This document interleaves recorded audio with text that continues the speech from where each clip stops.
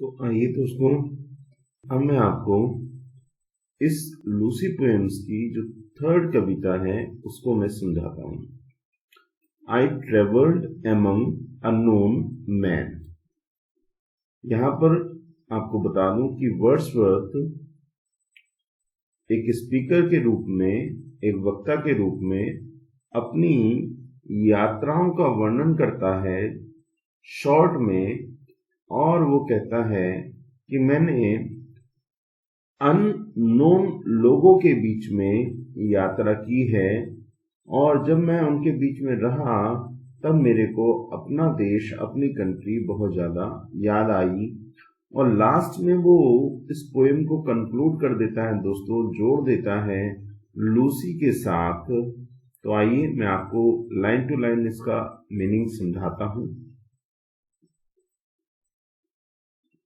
देखिए, इसकी पहली लाइन को ही वास्तव में इसका टाइटल बना दिया गया है। और पहली लाइन है आई ट्रेवल्ड, मैंने यात्रा की, एमंग अननोन मैन, अनजाने लोगों के मध्य में मैंने यात्रा की। मीन्स मैं ऐसे ऐसे स्थान पर गया जहां पर मैं किसी को नहीं जानता था। इन लैंड्स बियॉन्ड द सी, उन जगहों पर गया जो बियॉन्ड द सी हैं, समुद्री किनारों से परे हैं। और नॉर इंग्लैंड, नॉर इंग्लैंड, ना तो वो इंग्लैंड के हैं, इंग्लैंड के जो समुद्री किनारे हैं उनसे दूर है। डिड आई नो, जिनको मैं जानता हूं।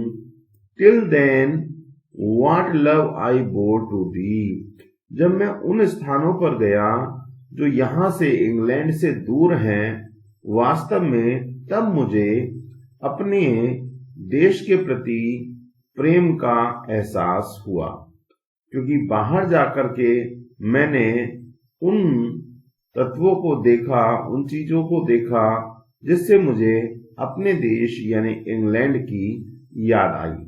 तो आइए मैं नीचे लिखी हुई लाइन्स आपको पढ़ देता हूं। अक्सर ऐसा होता है दोस्तों, जब हम अपने स्थान से कहीं और जाते हैं तब हमें अपने स्थान की याद आती है। वही बात यहाँ पर कही गई है, तो मैं आपको समझाता हूँ, कोशिश करता हूँ। मीनिंग मैंने आपको बता दिया है, एक बार फिर से मैं जो लिखा हुआ है उसको आपको पढ़ करके ये समझाता हूँ। The poem begins with the speaker, यह कविता की शुरुआत स्पीकर के स्पीच से शुरू होती है। डिस्क्राइबिंग, जिसमें वो वर्णन करता है हिज ट्रेवल्स, अपनी यात्रा का। ही एक्सप्लेन्स, वह वर्णन करता है दैट ही वंस ट्रेवल्ड, उसने एक बार यात्रा की थी। एमंग मैन, लोगों के मध्य में। अननोन टू अदर्स, जो औरों को नहीं पता है। मीन्स कहने का, वह ऐसे स्थानों पर गया जो अननोन है, जो कम, जिनको लोग नहीं जानते हैं, या अजनबियों के बीच में उसने यात्रा की। इन अदर वर्ड्स, अन्य शब्दों में, एमंग पीपल, वो कहता है कि ऐसे लोगों के बीच में।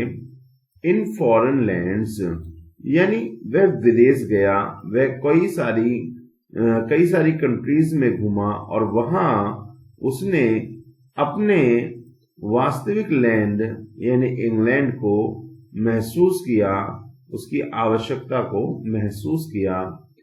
फर्दर आगे वो कहता है ही ट्रेवल्ड, उसने यात्रा की, extensively as the places he visited, जिन जगहों पर उसने यात्रा की, वर बियॉन्ड द सी, वो समुद्र के उस पार थे, परे थे, ऑफ हिज होमलैंड, जो उसका होमलैंड है यानी इंग्लैंड है, इंग्लैंड में जो समुद्र का किनारा है उससे वो परे थे, समुद्री किनारों से परे। The speaker concludes the stanza, और यहां पर जो वक्ता है यानी जो कवि है विलियम वर्ड्सवर्थ है, वो कंक्लूड कर देता है स्टेंजे को बाय स्टेटिंग, ये कहते हुए, that he did not realise, कि उसने महसूस नहीं किया था, हिज लव, अपना प्रेम, फॉर इंग्लैंड, इंग्लैंड के लिए, अनटिल, जब तक कि ही ट्रेवल्ड, उसने यात्रा न की, टू अदर प्लेसेस, मीन्स उसे अपने इंग्लैंड के प्रति प्रेम का एहसास तब हुआ जब वह वास्तव में उससे दूर हो गया। तो दोस्तों मुझे उम्मीद है आपको समझ में आया होगा। चलते हैं नेक्स्ट स्टेंजे की ओर। This past that melancholy dream, nor will I quit thy shore a second time, for still I seem to love thee more and more. देखिए समझिए बात को, पहले मैं यहां पढ़ देता हूं फिर आपको आसानी से समझ में आएगा। द स्पीकर जो वक्ता है यानी पोएट है William Wordsworth, goes on to describe, वो आगे वर्णन करता है, हिज वोयाज, अपनी समुद्री यात्रा का, एज ए मेलनकली, एक मेलनकली मूड में, ड्रीम में, marking an abrupt shift in tone, और यहां पर शिफ्ट ऑफ टोन दिखाया गया है दोस्तों, बदलाव होता है। वो कहता है ही क्लेम्स दैट की हिज ट्रेवल्स, उसकी जो यात्रा है, ओकर्ड इन द पास्ट, यह बीते हुए समय की एक टूर की बात वो कर रहा है जिस समय वो बाहर गया था, विदेश गया था घूमने के लिए। And he does not intend to leave, जबकि उसका वास्तव में विचार नहीं था टू लीव द शोर्स, अपने देश को छोड़ने का, ऑफ इंग्लैंड, यानी अपने देश के जो किनारे हैं, शोर्स हैं, उनको छोड़ने का उसका कोई वास्तविक इरादा नहीं था।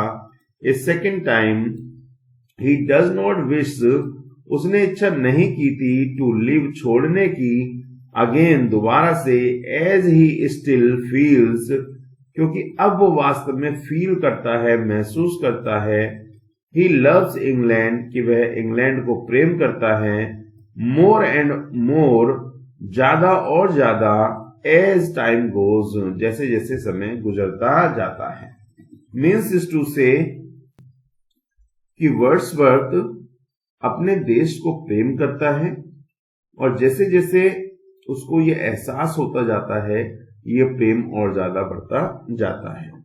तो कहते हैं दिस पास्ट, यह जो बात है बाहर जाने की, विदेश जाने की, यह बीते हुए समय की बात है।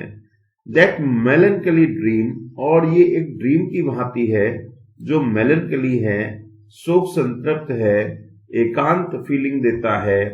Nor will I quit thy शोर, मैं नहीं छोड़ना चाहता था तुम्हारे किनारों को। ए सेकेंड टाइम, दोबारा से। फॉर, क्योंकि। स्टिल आई सीम, मैं देखता हूं। टू लव दी, कि मैं तुमको प्रेम करता हूं। मोर एंड मोर, ज्यादा और ज्यादा। जितना मैं तुमसे दूर जाता हूं उतना ही मुझे तुम्हारे प्रेम का एहसास होता है। दोस्तों मुझे उम्मीद है आपको ये समझ में आ रहा होगा। तो ये वाली दो लाइनें आप ध्यान रख सकते हैं, थोड़ा ठीक लग रही हैं, इंपॉर्टेंट है। ये स्टेंजा आपको पर्टिकुलर याद रखना है। Among thy mountains did I feel the joy of my desire। देखिए, among माने मध्य में, बीच में, thy mountains, आपके जो सुंदर सुंदर माउंटेन्स हैं, इंग्लैंड की जो पहाड़ियां हैं उनके मध्य में, चारागाहों के मध्य में, did I feel, मैंने महसूस किया है, महसूस करता हूं, the joy, उस आनंद को, ऑफ माई डिजायर, अपनी भावना के, मीन्स मैं अपनी भावना में उस आनंद को महसूस करता हूं। एंड माने और, सी आई चेरिस्ड, और मैं उसको भी देखता हूं चेरिस्ड होते हुए, खुश होते हुए। टर्न्ड हर व्हील, जिसने बदल दिया है, बिसाइड एन इंग्लिश फायर, अपने आप को एक चक्र के रूप में, beside an English fire. Means is to say दोस्तों, मैं आपको स्पष्ट कर देता हूं, यहां पर वो इस स्टेंजे को कनेक्ट कर रहा है लूसी के साथ में, और वो कहता है मेरे को ये जगह पसंद है और मेरी पसंद का अभिप्राय इस बात से है कि मेरी बिलव्ड यानी वो लूसी वो यहाँ पर निवास करती है, वो यहाँ रहती है और उसकी प्रसन्नता के साथ ही मैं भी प्रसन्न होता हूँ, मैं भी खुश होता हूँ। तो आइए मैं ये लाइंस पढ़कर आपको समझाता हूँ, कोशिश करता हूँ। The speaker details how he enjoyed being in England. यहाँ पर जो वक्ता है वो बताता है कि कैसे उसने इंग्लैंड में एंजॉय किया है। इन द पास्ट बीते हुए समय में ही स्पेसिफाइज वह क्लेरिफाई करता है दैट कि he was happy in the mountains कि वह इंग्लैंड के पहाड़ों के बीच में खुश रहा है, उसने बहुत एंजॉय किया है। ऑफ द कंट्री अपने देश के, वेयर जहां पर ही फेल्ट वह महसूस करता है the Joy of his Dzire अपने उस प्रेम की भावना के आनंद को। मीन्स उसने उन पहाड़ियों के मध्य, उन पर्वतों के मध्य अपने उस प्रेम को महसूस किया है। In the second half of the stanza, दो लाइनें बदलने के बाद दोस्तों इस स्टेंजे में इट बिकम्स क्लियर, यह स्पष्ट हो जाता है दैट की the object of his Dzire कि जो उसकी भावना का, उसकी प्रेम की भावना का जो ऑब्जेक्ट है वाज ए वुमन, वो और कोई नहीं बल्कि लूसी है। Who would turn a wheel, जिसने समय को बदल दिया है। परहैप्स ए स्पिनिंग व्हील, एक घूमते हुए पहिए को। बिसाइड द फायर प्लेस के पास में। The poem's tone becomes nostalgic once again, और इस प्रकार हम देखते हैं कि जो पोएम है उसकी जो लाइनें हैं वो फिर से नॉस्टैल्जिक हो गई हैं, मीन्स पुरानी यादों वाली हो गई है। पुरानी यादें जो हमको दुख देती हैं उनके साथ इसको कनेक्ट किया गया है। तो among thy mountains did I feel the joy of my desire, तो ये जो डिजायर है दोस्तों, तीव्र भावना है, इससे कनेक्शन है लूसी का, उस वुमेन का जिसको इन लूसी कविताओं में एड्रेस किया गया है। And she I cherished turn her wheel beside an English fire, तो ये इंपॉर्टेंट लाइन है दोस्तों, इसको याद रखिएगा। Thy mornings showed, thy nights cancelled। देखिए अब इस लास्ट स्टेंजा में बिल्कुल स्पष्ट हो गया है कि जो राइटर है, जो पोएट है, जो स्पीकर है, वो किसकी बात कर रहा है। वो कहता है कि दाई मॉर्निंग्स, जब सुबह होती थी तो सुबह में तुम्हारा जो दरवाजा था, तुम्हारी जो कोटेज थी वो नजर आती थी। मीन्स सुबह का प्रकाश तुम्हारी कुटिया पर रोशनी डालता था और तुम्हारा घर नजर आता था। दाई नाइट्स कैंसिल्ड, और तुम्हारी कुटिया अंधकार में रात्रि होने के कारण गायब हो जाया करती थी। द बोवर्स वेयर लूसी प्लेड, और यह उसी स्थान की बात है जहां पर लूसी खेला करती थी, अपने कार्य किया करती थी। एंड दाइन two is the last green field, and दाइन, और अब यहां पर बिल्कुल साफ कहा गया है कि मैं तुमको क्यों प्रेम करता हूं। मैं प्रेम करता हूं एंड दाइन, और तुम, दाइन मीन्स होता है बच्चों तुम। Two is the last green field, और तुम ही वो अंतिम ग्रीन फील्ड हो, इंग्लैंड का अंतिम ग्रीन फील्ड हो। दैट लूसीज आईज, जिसको लूसी की आंखों ने यानी लूसी ने सर्वेड देखा था। तो दोस्तों, why the poet loves England, because England is connected to Lucy and it was the field, it was the green field that Lucy saw before her death. अपनी मृत्यु से पहले उसने इंग्लैंड के उन हरे भरे मैदानों को देखा था, उन पर्वतों को देखा था। इसीलिए राइटर को भी यानी पोएट को भी ये इंग्लैंड की जो जमीन है ये बहुत ज्यादा पसंद है। आइए ये जो नीचे लिखा हुआ एक्सप्लेन है इसको मैं जरूर पढ़ देता हूं।